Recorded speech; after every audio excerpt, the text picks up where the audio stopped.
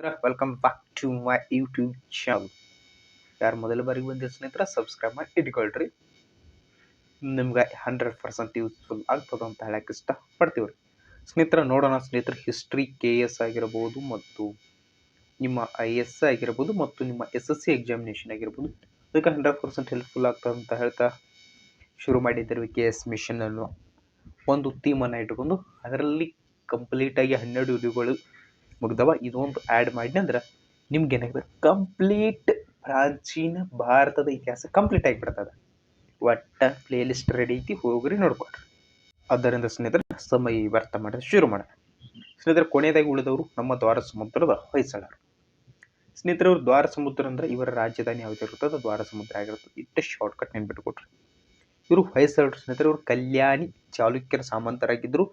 ಕಲ್ಯಾಣಿ ಚಾಲುಕ್ಯರ ಸಾಮಂತರು ಈ ರಾಷ್ಟ್ರಕೂಟರು. ಈ ರೀತಿ ಹಂತ ಹಂತವಾಗಿ ಬಂದದ್ದು. ನೀವು ಹಂತ ಹಂತವಾಗಿ ಮೊದಲನೇ ಹಿಡಿದ ವಿಡಿಯೋಗಳನ್ನು ನೋಡ್ಕೊಂಡಾದ್ರೆ ನಿಮಗೆ ಕಂಪ್ಲೀಟ್ ಒಂದು ಪಿಕ್ಚರ್ ಸಿಕ್ಬಿಡ್ತದೆ. ಓಕೆ, ಅದರಿಂದ ಕಂಪ್ಲೀಟಾಗಿ ನೋಡ್ಕೊಡ್ರಿ.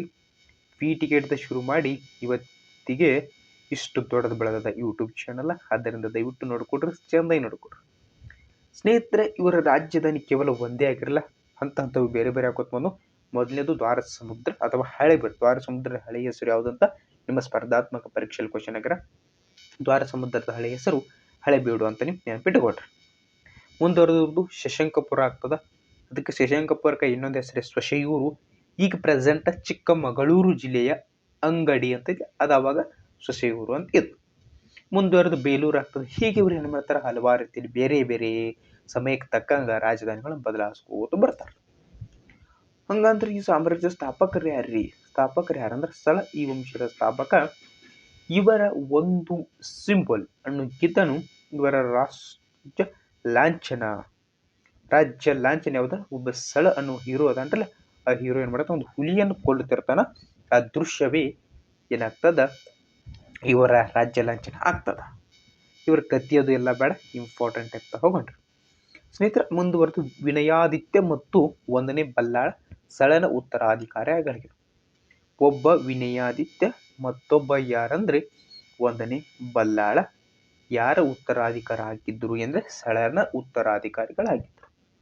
1ನೇ ಬಲ್ಲಾಳ ಹೊಯ್ಸಳ ಸಾಮ್ರಾಜ್ಯದ ಏಳಿಗೆಗೆ ಕಾರ್ಯಕರ್ತನಾಗ್ತಾನೆ. ಅಂದ್ರೆ ಸ್ವಲ್ಪ ವೀರ ಯೋಧ ಇರ್ತಾನ, ಹೋರಾಟ ಮಾಡ್ತಾನ, ತನ್ನ ಸಾಮ್ರಾಜ್ಯದ ಎಲೆಗಳನ್ನು ವಿಸ್ತಾರ ಮಾಡ್ತಾನ. ಓಕೆ, ಯಾರ 1ನೇ ಬಲ್ಲಾಳ. ಮುಂದುವರೆದು ಬರ್ತಾನ ಅತ್ಯಂತ ಪ್ರಮುಖ ಆದ 6ನೇ ವಿಕ್ರಮಾದಿತ್ಯ ಬರ್ತಾನ. ಆತ ಏನಾಗ್ತಾರ, ಈ ಸ್ಥಳನ ಏನಾಗ್ತಾರೆ, ಇವರು ಪ್ರಮುಖವಾಗಿ ಸಾಮಂತರಾಗಿ ಒಬ್ಬನಾಗಿರ್ತಾನೆ. 6ನೇ ವಿಕ್ರಮಾದಿತ್ಯ ಏನಾಗಿರ್ತಾನ, ಸಾಮಂತನಾಗಿ ಇರ್ತಾನೆ. ಯಾರ ಸಾಮಂತನಾಗಿ, ಹೊಯ್ಸಳರ ಸಾಮಂತನಾಗಿ 6ನೇ ವಿಕ್ರಮಾದಿತ್ಯ. ಮುಂದುವರೆದು 6ನೇ ವಿಕ್ರಮಾದಿತ್ಯ ವಿರುದ್ಧ ದಂಗೆ ಎದ್ದು ಸ್ವತಂತ್ರ ಆಗಲು ಪ್ರಯತ್ನಿಸ್ತಾನ. ದಿನ ಸಾಮಂತನಾಗಿರ್ತಾನೆ ನೋಡ್ರಿ 6ನೇ ವಿಕ್ರಮಾದಿತ್ಯ. ಹೊಯ್ಸಳರ ಸಾಮಂತ ಆಗಿರ್ತಾನ. ಈ ಹೊಯ್ಸಳರ ಸಾಮಂತರಾಗಿರ್ತಾನ. ಈ ಹೊಯ್ಸಳರ ಸಾಮಂತನಾಗಿರ್ತಕ್ಕಂಥ 6ನೇ ವಿಕ್ರಮಾದಿತ್ಯ ಒಮ್ಮೆಲೆ ದಂಗೆ ಹೇಳ್ತಾನ. ಆದ್ರೆ ಆ ದಂಗೆ ಏನಾಗ್ತದೆ, ವಿಫಲ ಆಗ್ತದ. ಮತ್ತೇನಾಗ್ತಾನ, ಸಾಮಂತನಾಗಿ ಮುಂದುವರೆದು ನಿಮ್ಮ ಸ್ಪರ್ಧಾತ್ಮಕ ಪರೀಕ್ಷೆಯಲ್ಲಿ ಕ್ವಶನ್ಗಳನ್ನ ಕೇಳ್ತಾರ. ಎಲ್ಲಿ ಅಂದ್ರೆ ವಿಷ್ಣುವರ್ಧನ. ವಿಷ್ಣುವರ್ಧನ್ಗೆ ಇನ್ನೊಂದು ಹೆಸರೇ ಬಿಟ್ಟಿದೇವ. ಇಲ್ಲಿರುವ ಅಂಕಿಗಳನ್ನು ಸಹ ನೋಡಿಟ್ಟುಕೊಂಡ್ರೆ ನಿಮ್ಮ ಸ್ಪರ್ಧಾತ್ಮಕ ಪರೀಕ್ಷೆಯಲ್ಲಿ ಕ್ವಶನ್ ಆಗುತ್ತದೆ. ವಿಷ್ಣುವರ್ಧನಿಗೆ ಇನ್ನೊಂದು ಹೆಸರು ಯಾವುದಾದ್ರು ಬಿಟ್ಟಿದೇವ ಅಥವಾ ಮೊದಲ ಹೆಸರು ಬಿಟ್ಟಿದೇವ.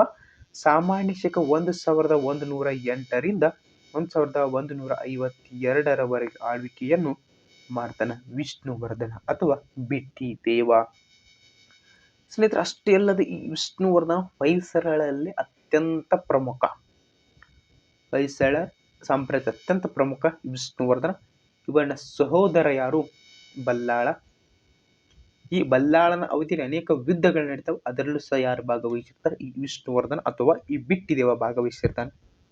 ನಂಜನಗೂಡಿನ ಪ್ರಾಂತ್ಯಾಧಿಕಾರಿಯಾಗಿ ಆಡಳಿತದಲ್ಲಿ ಹೆಚ್ಚಿನ ಅನುಭವವನ್ನು ಪಡ್ಕೊತಾನ. ಅಲ್ಲೇ ಸ್ವಲ್ಪ ಅನುಭವಶಾಲಿ ಆಗ್ತಾನೆ, ನುರಿತಾಣ ಅಂತ ಹೇಳ್ತಿರ್ಲಿ. ಎಲ್ಲಿ, ನಂಜನಗೂಡಿನ ಪ್ರಾಂತ್ಯಾಧಿಕಾರಿ. ತನ್ನ ಶಕ್ತಿ ಮತ್ತು ಸಾಮರ್ಥ್ಯದಿಂದ ದಕ್ಷಿಣ ಭಾರತದ ಪ್ರಮುಖ ಅರಸನಾಗ್ತಾನ. ದಕ್ಷಿಣ ಭಾರತದ ಪ್ರಮುಖ ಅರಸ ಯಾರಾಗ್ತಾರ, ಈ ವಿಷ್ಣುವರ್ಧನ ಆಗ್ತಾನ. ಅಷ್ಟೇ ಇಲ್ಲದೆ ಅವನ ದಿಗ್ವಿಜಯಗಳ ಮೇಲೆ ಬೆಳಕು ಚೆಲ್ಲುತ್ತದೆ ನಮ್ಮ ತಲಕಾಡು ಕದನ. ಓಕೆ, ತಲಕಾಡು ಕದನದ ಬಗ್ಗೆ ಮಾಹಿತಿ ನೋಡೋಣ ಬನ್ರಿ ಸ್ನೇಹಿತರೆ. ತಲಕಾಡು ಕದನ ಸಾಮಾನ್ಯ ಶಕ 1114ರಲ್ಲಿ ತಲಕಾಡು ಯುದ್ಧ ನಡೀತದೆ. ಇದ್ರಾಗ ಏನಾಗ್ತಾರೆ, ಚೋಳರು ಸಂಪೂರ್ಣವಾಗಿ ಸೋಲ್ತಾರ. ಚೋಳರು ಮತ್ತು ಹೊಯ್ಸಳರ ನಡುವೆ ಯುದ್ಧ ನಡೀತದೆ. ಚೋಳರು ಸಂಪೂರ್ಣವಾಗಿ ಸೋಲ್ತಾರ. ಸಂಪೂರ್ಣವಾಗಿ ಸೋತ ನಂತರ ಅಷ್ಟಕ್ಕೆ ಸುಮ್ಮನಿಕೊಂಡ್ರಲ್ಲ, ಗಂಗವಾಡಿಯಿಂದಲೇ ಅವರನ್ನ ಹೊರಹಾಕಿದ ವೀರ ಯಾರಂದ್ರೆ ಈ ವಿಷ್ಣುವರ್ಧನ. ಚೋಳರನ್ನು ಗಂಗವಾಡಿಯಿಂದ ಹೊರಹಾಕಿದ ದೊರೆ ಯಾರಂತ ನಿಮಗೆ ಕ್ವಶನ್ ಆಗದ. ಆತನ ಹೆಸರೇ ವಿಷ್ಣುವರ್ಧನ, ಇಲ್ಲ ಬಿಟ್ಟಿ ದೇವ. ಈ ಹೊರ ಹಾಕಿದ ಕಾರಣಕ್ಕೆ ಆತನಿಗೊಂದು ಬಿರುದು ಬರ್ತದೆ. ಆ ಬಿರುದಿನ ಹೆಸರು ತಲಕಾಡುಗೊಂಡ. ಈ ತಲಕಾಡುಗೊಂಡ ಬಿರುದು ಹೇಗೆ ಬರ್ತಂದ್ರ, ಚೋಳರನ್ನು ಸೋಲಿಸಿ ಗಂಗವಾಡಿಯಿಂದ ಹೊರ ಹಾಕಿದ ಕಾರಣ ವಿಷ್ಣುವರ್ಧನಿಗೆ ಯಾವ ಬಿರುದು ಬತ್ತಂದ್ರೆ ಈ ತಲಕಾಡುಗೊಂಡ ಎಂಬ ಬಿರುದು ಬರ್ತದ. ಅಷ್ಟೇ ಅಲ್ಲದೆ ಮುಂದುವರೆದು ಈ ವಿಜಯದ ನೆನಪಿಗಾಗಿ ಆತ ಏನ್ ಮಾಡ್ತಾನ, ಒಂದು ಬೇಲೂರಿನಲ್ಲಿ ಚೆನ್ನಕೇಶವ ದೇವಾಲಯ ರೆಡಿ ಮಾಡ್ತಾನ, ಅಂದ್ರೆ ಕಟ್ಟಿಸ್ತಾನ. ಬೇಲೂರಿನಲ್ಲಿ ಚೆನ್ನಕೇಶವ ದೇವಾಲಯನ ಕಟ್ಟಿಸ್ತಾನ. ತಲಕಾಡಿನಲ್ಲಿ ಕೀರ್ತಿನಾರಾಯಣ ದೇವಾಲಯ ನಿರ್ಮಾಣ ಮಾಡ್ತಾನ. ಈ ವಿಜಯ ನಂತರ ಅವನು ಹೊರಡಿಸಿದ ನಾಣ್ಯಗಳು ಶ್ರೀ ತಲಕಾಡುಗೊಂಡ ಎಂಬ ಸಿಂಬಾಲನ್ನು ಸಹ ಹೊಂದಿರ್ತಾವ. ಶ್ರೀ ತಲಕಾಡುಗೊಂಡ ಎಂಬ ಸಿಂಬಾಲನ್ನು ಅಥವಾ ಬಿರುದನ್ನು ಒಳಗೊಂಡಿರ್ತಾವ. ಅವನ ಕೊಂಗು ಆಗಿರ್ಬೋದು, ನಂಗಲ್ಲಿ ಇರ್ಬೋದು, ನೊಳಂಬವಾಡಿ ಇರ್ಬೋದು, ಹಾಣಗಲ್ಲುಗಳನ್ನು ಜಯಿಸ್ತಾನ. ಅಷ್ಟೇ ಅಲ್ಲದೆ ಕೋಲಾರದಿಂದ ಸಹ ಚೋಳರನ್ನು ಹೊರಗೆ ಹಾಕ್ತಾನ. ಆತ ಮಳವಳ್ಳಿ ಶಾಸನ ತಿಳಿಸ್ತದ. ಓಕೆ, ಮಳವಳ್ಳಿ ಶಾಸನ ಏನ್ ತಿಳಿಸ್ತದ, ಚೋಳರನ್ನು ಕೋಲಾರದಿಂದ ಹೊರ ಹಾಕಿದ ವಿಷ್ಣುವರ್ಧನ ಅಂತ ನಮ್ಮ ಮಳವಳ್ಳಿ ಶಾಸನ ತಿಳಿಸ್ತದ. ನಂತರ ಚೋಳರನ್ನು ಕಂಚಿವರೆಗೆ ಅಟ್ಟಿ ಅಲ್ಲಿ ಕಂಚಿಗೊಂಡ ಎಂಬ ಬಿರುದನ್ನು ಪಡ್ಕೋತಾನ ನಮ್ಮ ವಿಷ್ಣುವರ್ಧನ. ಮಧುರೈ ಮೇಲೆ ದಾಳಿ ಮಾಡಿ ಪಾಂಡ್ಯರನ್ನು ಸೋಲಿಸಿ, ಉಜ್ಜಂಗಿ ಪಾಂಡ್ಯರನ್ನು ಸೋಲಿಸಿ ರಾಮೇಶ್ವರದವರೆಗೆ ಮುಂದುವರೆದು ವಿಷ್ಣುವರ್ಧನ ಎಲ್ಲ ದಂಡವತಗಳು ಅವನ ದಂಡನಾಯಕನಾದ ಗಂಗರಾಜ ಪ್ರಮುಖ ಪಾತ್ರ ವಹಿಸ್ತಾನೆ. ಗಂಗರಾಜ ಆತನ ದಂಡನಾಯಕ ಯಾರು, ಈ ಗಂಗರಾಜ ದಂಡನಾಯಕ ಗಂಗರಾಜ. ವಿಷ್ಣುವರ್ಧನ ಚೋಳರನ್ನು ಕರ್ನಾಟಕದಿಂದ ಹೊರಹಾಕಿ ಖ್ಯಾತಿಯನ್ನು ಗಳಿಸಿದನು. ನಂತರ ಕೊಂಗಾಳ್ವರು ನಿಡುಂಗಲ್ಲಿನ ಚೋಳರನ್ನು ಸೋಲಿಸಿ ಕೊಂಗಾಳ್ವರ್ ಅರಸ ತನ್ನ ಮಗಳಾದ ಚಂದಲಾದೇವಿಯನ್ನು ವಿಷ್ಣುವರ್ಧನ ಮದುವೆ ಮಾಡಿಕೊಡ್ತಾನ. ಇವಾಗ ವಿಷ್ಣುವರ್ಧನ್ ಹೊಯ್ಸಳ ಮತ್ತು ಕೊಂಗಾಳ್ವರ್ ಅರಸರ ನಡುವೆ ರಿಲೇಷನ್ ಬೆಳೆದು ಅಲ್ಲದೆ ಆಳ್ವ ಕೇಡದ ಅಲುಪರನ್ನು ಸೋಲಿಸ್ತಾನ. ವಿಷ್ಣುವರ್ಧನ ಕಲ್ಯಾಣಿ ಚಾಲುಕ್ಯರ ಪ್ರಭುತ್ವವನ್ನು ಕಿತ್ತೊಯ್ಯಲು ಪ್ರಯತ್ನಿಸ್ತಾನ. ಅದರ ಸಾಮಾನ್ಯ ಶಕ 1118 ಕನ್ನೇಗಾಲ್ ಯುದ್ಧದಲ್ಲಿ 6ನೇ ವಿಕ್ರಮಾದಿತ್ಯ ಸೋಲಿಸಿದನು.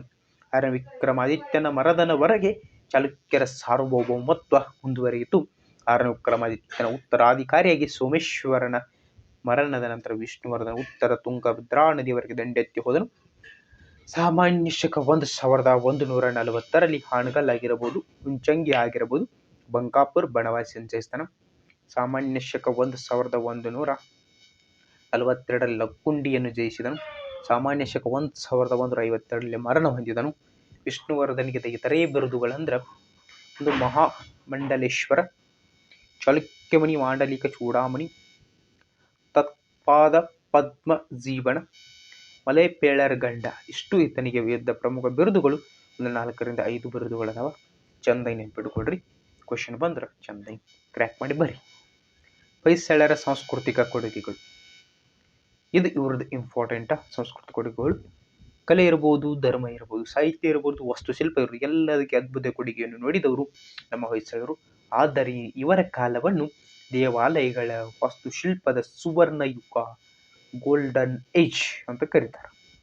ನಂತರ ಧರ್ಮ ನೋಡುವುದಾದ್ರೆ ಇವರು ಶೈವ ಆಗಿರ್ಬೋದು, ವೈಷ್ಣವ, ಜೈನ ಧರ್ಮಗಳನ್ನು ಬೆಳವಣಿಗೆ ಕೊಟ್ಟರು. ಅವರ ಧರ್ಮದಲ್ಲಿ ಸಹಿಷ್ಣುಗಳಾಗಿದ್ದರು. ಆ ಧರ್ಮವನ್ನು ಪೋಷಣೆ ಮಾಡಿದರು. ಜೈನ ಧರ್ಮ ಅನುಸರಿಸಿದರು. ಬಿಟ್ಟಿದೇವ ಜೈನನಾಗಿದ್ದ. ವಿಷ್ಣುವರ್ಧನ ಜೈನನಾಗಿದ್ದ. ಆದರೆ ಅವನು ರಾಮಾನುಜರು ಬರ್ತಾರೆ. ಆ ರಾಮಾನುಜನ್ನರ ಪ್ರಭಾವದಿಂದ ಏನಾಗ್ತಾನ, ವೈಷ್ಣವ ಮತಕ್ಕೆ ಮತಾಂತರ ಆಗ್ತಾನ.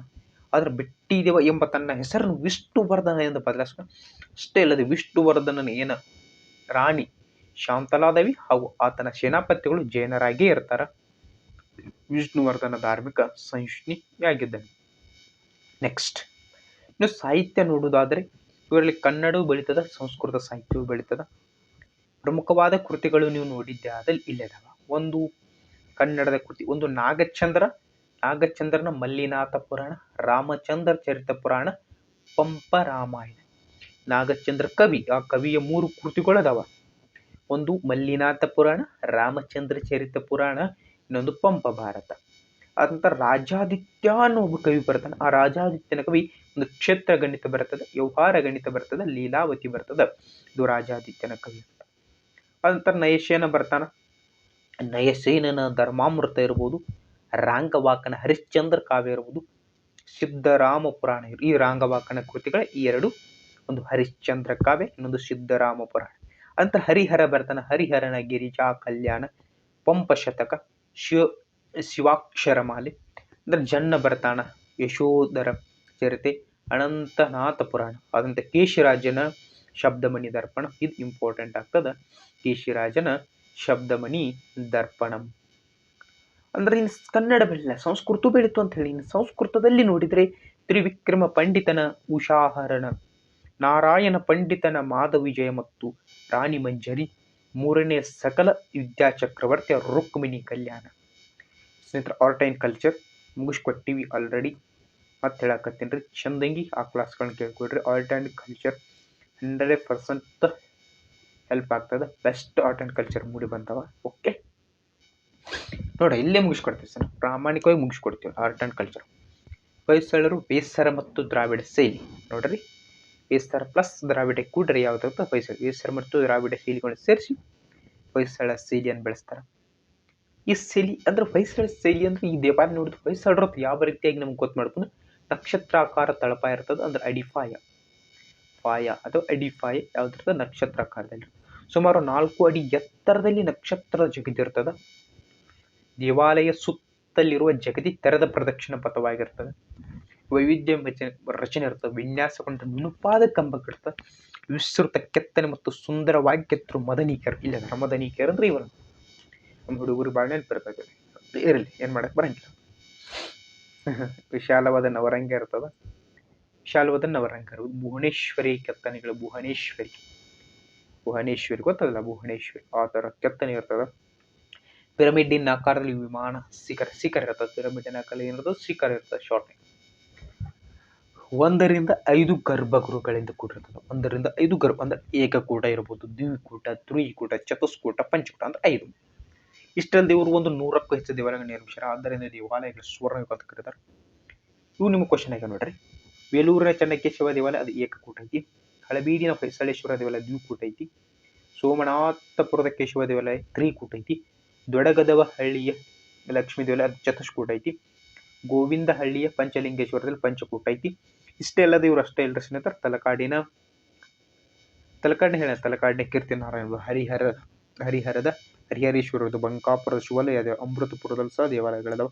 ಎಲ್ಲ ದೇವಾಲಯಗಳು ಸಹ ಇವರ ನಿರ್ಮಾಣ ಮಾಡಿರೋದನ್ನ ನೀವು ನೋಡ್ತೀರಿ. ಇದು ಚೆನ್ನಕೇಶವ ದೇವಾಲಯ ಇದು ಎಲ್ಲಿತ್ರಿ, ಬೇಲೂರು ಒಳಗೈತಿ. ಯಾರ್ಯಾರು ಹೋಗ್ಯಾರ ನೋಡ್ರಿ. ಇಲ್ಲ ಎಲ್ಲಿತ್ತು, ಇದು ನಕ್ಷತ್ರಾಕಾರದಾಗಿದೆ ತಳಪ. ಇದು ನಕ್ಷತ್ರಾಕಾರದ ಡಿಸೈನ್ ಇರ್ತದ, ತೆರೆದ ಪ್ರದಕ್ಷಿಣೆ ಪದ. ಅವರು ಅನೇಕ ಬಸದಿಗಳನ್ನು ಜೀರ್ಣೋದ್ಧಾರ ಮಾಡಿದ್ರು. ಯಾಕಂದ್ರೆ ಅವನ ಹೆಂಡತಿ ಯಾರಿದ್ರು, ಬಾಯಿ ಜೈನರಿದ್ದಾಳೆ, ಅದರ ಜೀರ್ಣೋದ್ಧಾರ ಮಾಡಿದ್ರು. ಇದು ಬಸದಿಗಳನ್ನು ಮಾಡಿದ್ರು. ವಿಷ್ಣುವರ್ಧನ ರಾಣಿ ಶಾಂತಲೆಗೆ ಸವಂತಿ ಗಂಧವಾರಣ ಬಸದಿಯನ್ನು ಶ್ರವಣಬೆಳಗೊಳದಲ್ಲಿ ಎಸ್ ವಿಷ್ಣುವರ್ಧನ ಕ್ಯೂನ್ ಹೇ ಏನು ರಾಣಿ ಇದ್ದಳ್ರಿ, ಅಕ್ಕಿ ಒಂದು ಬಸದಿಯನ್ನು ನಿರ್ಮಾಣ ಮಾಡ್ಯಾರ. ಅದು ಎಲ್ಲಿ ಅಂದ್ರೆ ಶ್ರವಣಗಳು ತೋರಿಸಿದ್ರು. ಸವಂತಿ ಗಂಧಾವರಣ ಅದು ಎಲ್ಲೈತಿ, ಶ್ರವಣಬೆಳಗೊಳದಲ್ಲಿ ಬಾಹುಬಲಿ ವಿಗ್ರಹ ಒಂದೈತಿ. ಆ ಬಾಹುಬಲಿ ವಿಗ್ರಹ ಯಾರು ಮಾಡಿದ್ರು, ಯಾವ ಸಾಮ್ರಾಜ್ಯ ಹೇಳಾಗ ನಾ ಹೇಳೀನಿ. ಸ್ವಲ್ಪ ಕಮೆಂಟ್ ಹಾಕಿದ್ರು ನೋಡ್ರಿ, ಎಷ್ಟರ ಮಾಡತ್ತಾರೆ ಕಮೆಂಟ್ ಹಾಕ್ರು. ನಾವು ಒಬ್ಬ ಹೇಳ್ಕೊತ ಹೋಗೋದಲ್ಲಿ ನೀವು ಕಮೆಂಟ್ ಹಾಕೋತ ಬರ್ಜಾರ, ಏನಾರ ಸ್ವಲ್ಪ ನಾಲೆಜ್ ಬಿಲ್ಡ್ ಆಗ್ತದೆ. ಎಸ್ ನೆಕ್ಸ್ಟ್, ಹೊಯ್ಸಳರ ಕಾಲದಲ್ಲಿ ವಾದ್ಯ ಮತ್ತು ಸಂಗೀತದ ಜೊತೆ ನೃತ್ಯ ಬೆಳೆತು. ಇವೆರಡು ನೆನಪಿಟ್ಕೊರಪ್ಪಿ. ಇದು ವಾದ್ಯ ಮತ್ತು ಸಂಗೀತ. ಯಾಕೆ ವಾದ್ಯ ಮತ್ತು ಸಂಗೀತ ಫೋಕಸ್ ಮಾಡಿ ಹೇಳ, ಒಂದ್ಸಲ PC ಕ್ವಶನ್ ಪೇಪರ್ದಾಗ ವಿಜಯನಗರ ಕೇಳ್ಯಾರ. ವಿಜಯನಗರದಲ್ಲಿ ಯಾವುದು ಪ್ರಮುಖವಾದ ಸಂಗೀತದ ವಾದ್ಯ ಬಗ್ಗಿತ್ತು ಅಂತ ಕೇಳ. ವಾದ್ಯ ಕೊಟ್ಟನ, ಸಂಗೀತ ಕೊಟ್ಟನ, ಇನ್ನೊಂದೆರಡು ಯಾವ ಕೊಟ್ಟಿದ ಇದು ಗೊತ್ತಿದ್ರೆ ನಕ್ರಿ. ಯಾರು PC ಓಲ್ಡ್ ಕ್ವಶನ್ ಪೇಪರ್ ಬಿಡಿಸ್ಯಾರ PC ಪೊಲೀಸ್ ಕಾನ್ಸ್ಟೇಬಲ್, ನಂಗೆ ಅಷ್ಟು ಪರ್ಫೆಕ್ಟ್ ಇಯರ್ ಗೊತ್ತಿಲ್ಲ, ಅಂದ್ರೆ 2020 ಹಿಂಗೆ. ಬಟ್ ಒಂದ್ಸರಿ ಮತ್ತೆ 100% ಡೆಫಿನೆಟ್ಲಿ ಕ್ವಶನ್ ಕೇಳ. ವಿಜಯನಗರದ ಕೇಳ. ಮತ್ತೆ ಇನ್ನು ವಿಜಯನಗರ ಯಾವಾಗ ಕೇಳಿದ್ರೆ ಹೊಯ್ಸಳರು ಕೇಳ್ತಾನ. ಎಲ್ಲ ನೋಡಿಟ್ಕೊಡ್ರಿ, ಎಲ್ಲ ಸಾಮ್ರಾಜ್ಯ ನೋಡಿಟ್ಕೊಡ್ರಿ. 1 ಮಾರ್ಕ್ಸ್ ಬರ್ತದ್ರು, 1 ಮಾರ್ಕ್ಸ್ ಲೈಫ್ ಚೇಂಜ್ ಮಾಡ್ತದೆ. ಹೊಯ್ಸಳರ ಕಾಲದಾಗ ಒಂದು ವಾದ್ಯ ಇತ್ತು, ಇನ್ನೊಂದು ಸಂಗೀತ.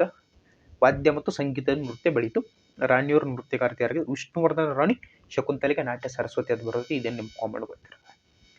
ಇಲ್ಲಿಗೆ ಏನಾಯ್ತು ನಿಮ್ಮದು ತಮ್ಮ ಕೊಟ್ರ ಯಾವುದು ಮುಗಿತ್ತು, ಪ್ರಾಚೀನ ಭಾರತ. ಇನ್ನೂ ನಿರಂತರ ತರಗತಿಗಳು ಮುಗಿತು. ಇದ್ರದ್ದು ನಂಗೆ ಆ್ಯಕ್ಚುಲಿ ಒಂದು 13 ಕ್ಲಾಸ್ ಆಗ್ತಾವೆ ಅನ್ಸಿದೆ. ಈಗ ಒಂದು 13, ಒಂದು 14 ಕ್ಲಾಸ್ ಆಗೈತಿ. ಮುಗಿಸ್ಕೊಟ್ಟೇನಿಲ್ರಪ್ಪ 14 ಕ್ಲಾಸ್ ನಿರಂತರ ಮುಗಿಸ್ಕೊಟ್ಟೇನು. ಮಕ್ಕಳ ಒಂದೊಂದು ದಿನ 2 ಕ್ಲಾಸ್ ಮಾಡಿ ಮುಗಿಸ್ಕೊಟ್ಟೆ. ನೀವು ಇನ್ನು ಮಧ್ಯಕಾಲ ಬರ್ತೈತೆ. ಡೆಲ್ಲಿ ಸುಲ್ತಾನರಾಗಿರ್ಬೋದು, ಅಕ್ಬರ್, ಮೊಘಲ ಎಲ್ಲ ಬದ್ಸರ್ ನೋಡ್ತಾವೆ. ಎಷ್ಟು ಹೊಯ್ಸಳರ ಬಗ್ಗೆ ಮಾಹಿತಿ ಐತಿ ತಮ್ಗೊಟ್ರೆ. ದಯವಿಟ್ಟು ಏನು ಮಾಡಿರಿ, ಒಂದು ಸಬ್ಸ್ಕ್ರೈಬ್ ಮಾಡ್ಕೊಳ್ರಿ ನಮ್ಮ ಚಾನಲ್ನ. ತಮ್ಗೊಟ್ರೆ ಲೈಕ್ ಮಾಡಿರಿ. ವಿಡಿಯೋ ಕಷ್ಟ ಮಾಡೋದು ಭಾಳ ಐತಿ. ಒಂದು ಲೈಕ್, ಒಂದು ಸಬ್ಸ್ಕ್ರೈಬ್, ನಿಮಗೆ ಏನೇ ಇದ್ರು ಒಂದು ಕಮೆಂಟ್ ಹಾಕೋದು ಮರಿಬೇಡ್ರಿ. ಕಮೆಂಟ್ ಹಾಕಿಬಿಡ್ರಿ. ಏನು ಸರ ಹಿಂಗೆ ರೀ ಸರ್ ಹಿಂಗಾಗಿತ್ತು ಸರ್ ಸ್ವಲ್ಪ ಸ್ಲೋ ಹೇಳ್ರಿ ಸರ್, ಜೋರು ಹೇಳ್ರಿ, ಕಮೆಂಟ್ ಹಾಕತ್ತೆ ಹೇಳಿ. ಈಗ ವಿಜಯನಗರದ ಒಂದು ಕಮೆಂಟ್ ಹಾಕತ್ತೆ ಹೇಳಿ. ಮತ್ತು ನಾನು ಹೇಳೇನು, ಗಂಗರ್ ಒಳಗೆ ಯಾವ ದಂಡನಾಯಕ ಆಗಿರ್ತಕ್ಕಂಥ ಶ್ರವಣ ಬೆಳಗೊಳದಲ್ಲಿ ವಿಗ್ರಹ. ಈ ಕಮೆಂಟ್ ಹಾಕ್ರಿ. ನೀವು ಏನು ಕಮೆಂಟ್ ಹಾಕ್ತೀರಿ ನಿಮಗೂ ನಾಲೆಜ್ ಬರ್ತದೆ. ನಿಮ್ಮಿಂದ ಗೊತ್ತಾಗ್ತದೆ. ಕೆಲವೊಬ್ಬರಿಗೆ ಓದ್ತಿರ್ತಾರೆ ಅವ್ರು. ಈಗ ಹೇಳಿನಪ್ಪ ನಾ, ಅವ್ರಿಗೆ ಒಬ್ಬೊಬ್ರಿಗೆ ಗೊತ್ತಿಲ್ಲ, ಅವ್ರು ತಲೆ ಕಮೆಂಟ್ ತೆಗೆದು ಓದ್ತಾರೆ. ಇದು ಅವರು ಒಂದು ಕಮೆಂಟ್ ಹಾಕ್ತಾರೆ. ಈ ರೀತಿಯಾಗಿ ನಾಲೆಜ್ ಎಲ್ಲ ಕೂಡಿ ಬೆಳೆಯೋಣ ಸ್ನೇಹಿತರೆ. ಇಷ್ಟು ತರಗತಿನ ಮುಗಿಸ್ತೇನೆ ರೀ. ಮತ್ತು ನೆಕ್ಸ್ಟ್ ವಿಡಿಯೋಲಿ ಭೇಟಿಯಾಗೋಣ. ಅಲ್ಲಿವರೆಗೆ ಬೈ ಬೈ.